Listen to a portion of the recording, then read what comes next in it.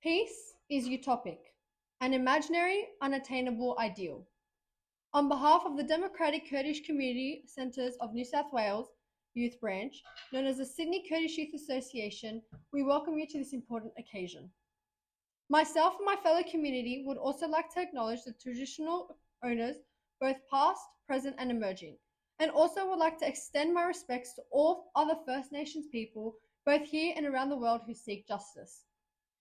My name is Zanin, and this is my co-chair Baran, and our role as part of this youth group is to resurrect what the Treaty of Lausanne did to our people 100 years ago. We work to restore 100 years of assimilation, 100 years of loss, and most importantly, 100 years of betrayal. Now, before I begin, I would like to highlight that the countries in question today are all part of the United Nations.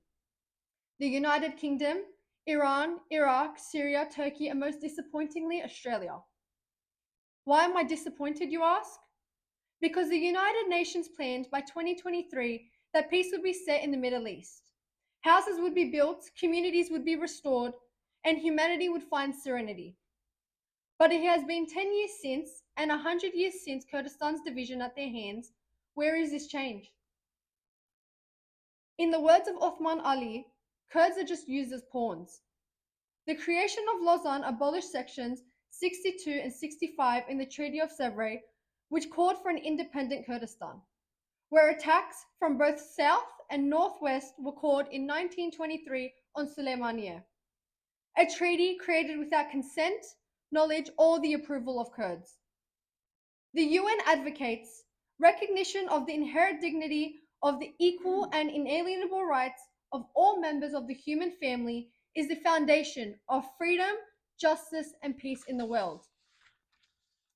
These individual rights to self-determination are embedded in the International Covenant of Civil and Political Rights Declaration, a declaration which these countries have all signed in agreement.